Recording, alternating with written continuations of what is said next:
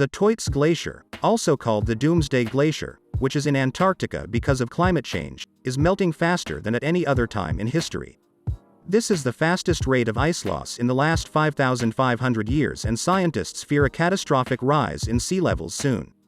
British scientists got the new data from a study of ancient marine sediments around Toits Glacier and its neighboring Pine Island Glacier. Scientists from Imperial College London were able to analyze changes in shoreline height surrounding the glacier, which was exposed as a result of the melting ice. They found the remains of ancient penguin bones in marine sediments and radiocarbon dated the remains. To determine the age of the ancient bones, they measured carbon-14, which has a half-life of 5,730 years. Scientists found that the oldest and highest surface outcrop began forming about 5,500 years ago.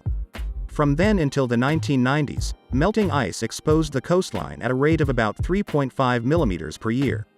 But over the past 30 years, the rate of shoreline exposure has increased dramatically to 40 millimeters per year.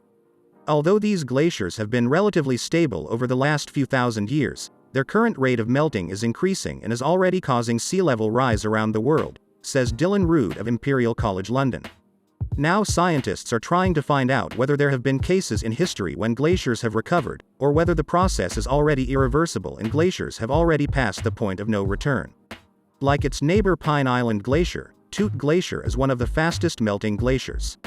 It has lost almost 600 billion tons of ice over the past 40 years. This has led to a 4% rise in the global sea level. These glaciers cover a huge area.